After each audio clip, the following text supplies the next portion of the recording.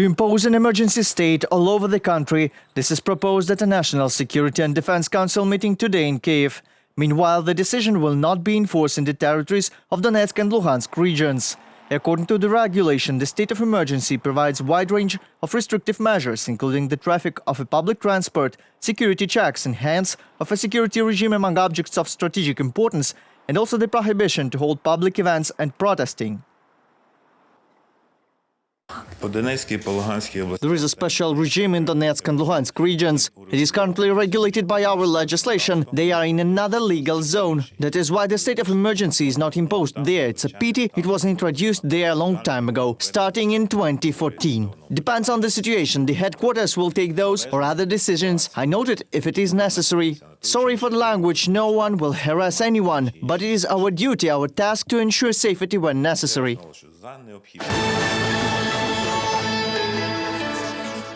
Нічого про Україну без України. Президенти Nothing about Ukraine without Ukraine. Today, the presidents of Poland and Lithuania and Ukraine discussed the issue of Russian aggression. Georgia, Moldova, Chechnya, Syria, Ukraine. Over the past 30 years, Russia has waged wars and supported military breakaways in numerous countries for more than a dozen times. However, it has never been the victim of an invasion. Also, according to Duda, it is obvious who is indeed the aggressor, and the response to Putin has to be tough. Putin's main goal is to show the weakness of the EU and NATO alliances that are a symbol of stability. We must show solidarity. We must stop Russia. Ukraine will not be left on its own and can count on the support of Lithuania and other EU countries. No democratic country has ever recognized Putin's decision to legitimize certain areas of Donetsk and Luhansk regions. Moreover, Nauseda said that NATO should give a clear signal that the doors of the alliance remain open for Ukraine, regardless of the escalation in Donbass and the threat of a Russian invasion.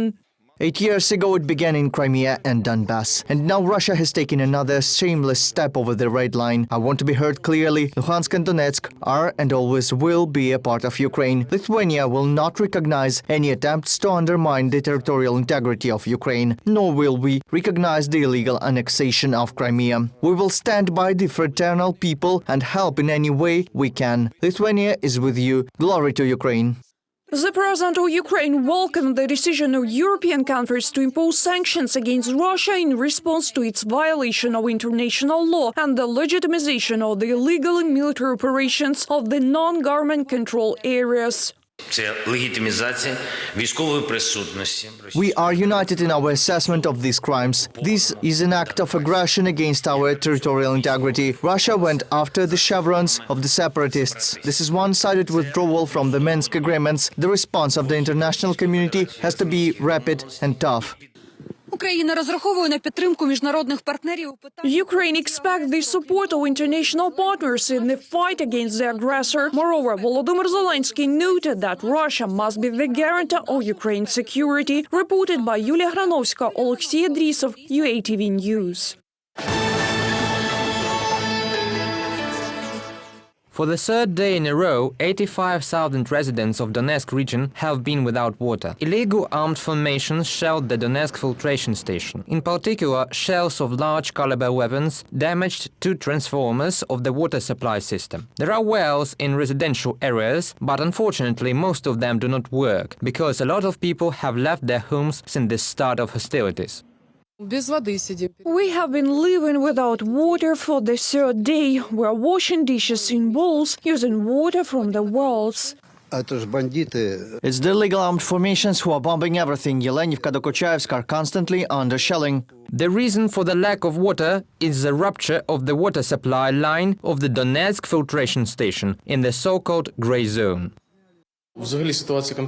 In general, the situation is under control. We have some water reserved. Today we will give people water from our local depot during 3 hours in the evening. Of course, we are preparing ourselves for the worst. Therefore, we asked for additional supply of drinking and technical water. They say in the Department of Housing and Communal Services of the Donetsk Regional State Administration, the water supply is planned to be restored in the next 3 days. Unfortunately, the most difficult situation is in Volnovakha district. Shelling from uncontrolled territory damaged 2 transformers. As a result of constant violation of the ceasefire by Russian-backed forces, it is dangerous to carry out repair work. Після цього монтаж Installation of the specified equipment by the forces of several people is impossible. Special vehicle is required to deliver this equipment. This area is in the zone of visibility of the Russian-backed militants and is constantly under fire. The State Emergency Service has already started supplying technical and drinking water. Meanwhile, international organizations are deciding on the provision of financial assistance. Reported by Pavlo Shtelmach, Olena Hramova, UATV News.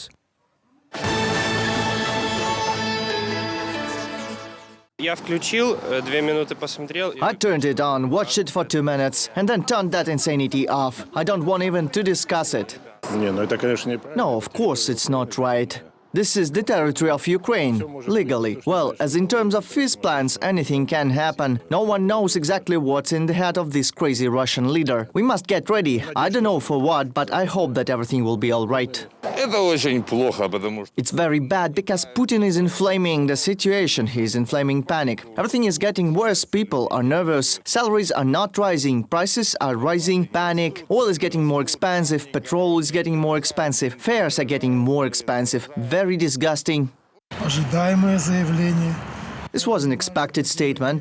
I understand that we are dealing with the aggressor. He has his own plans for a long time. So what he did is all clear. It's all clear. He wants Ukraine. The troops can't stay there all the time. Because I'm a military man myself, I understand that 10 days of training is very hard. And if they are there for a month, in these conditions in which they are standing there, it is actually impossible.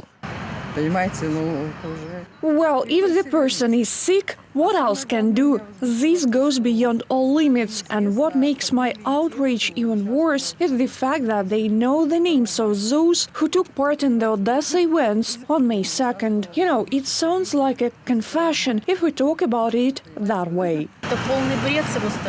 This is complete insanity on his part. What he's saying is that how can one just decide that a piece of Ukrainian land is already his? You mean on the basis of the fact that he simply handed out Russian passports to many people? This is generally impossible. There is a violation of all international rules by Russia. Russia does not recognize them in principle, but here they have already shown that they ignore all international rules, and that was expected. Well, that was not expected, but happened.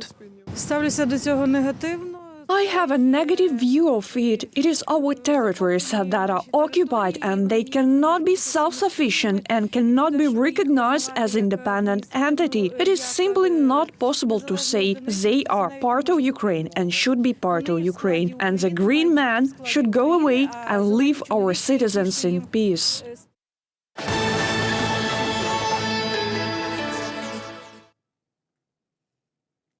Ukraine calls on its citizens to leave the Russian Federation immediately.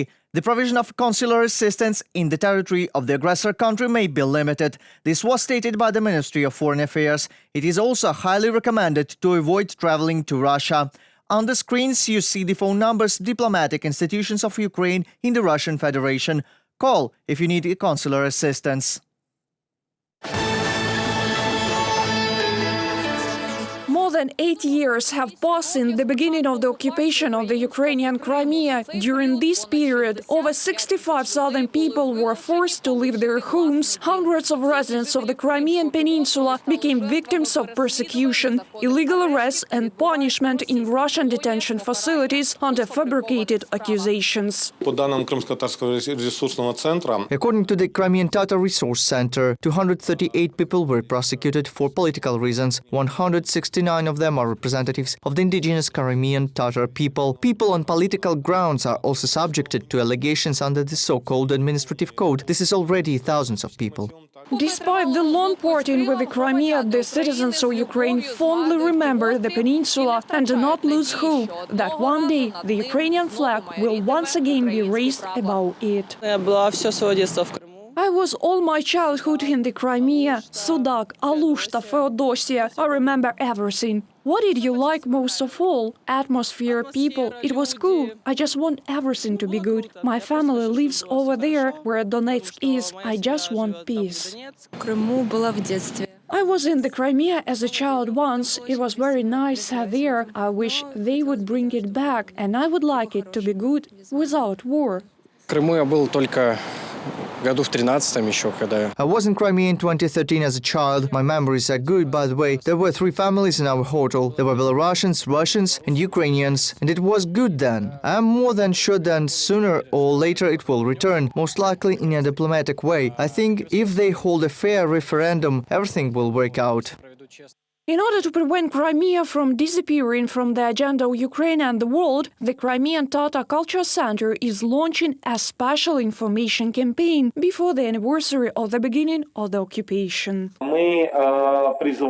We are encouraging people to actively participate from today. The test has 10 questions, and after each question, there are answer choices and correct answers among them. And each person, when they finish taking the test, will of course get the correct answers to the questions that are in the test. The day of resistance to the occupation of Crimea is marked in Ukraine on the 26th of February. It was this day, 8 years ago, that thousands of Crimean activists with Ukrainian and Crimean Tatar rights activists marched outside the Crimean parliament to prevent the occupation of the peninsula. The 8th anniversary, the activists developed thematic banners to be posted on the boards, frames for Facebook, which Ukrainians can add to their avatars as a sign of solidarity. Reported by Vlada Surkan, UATV News.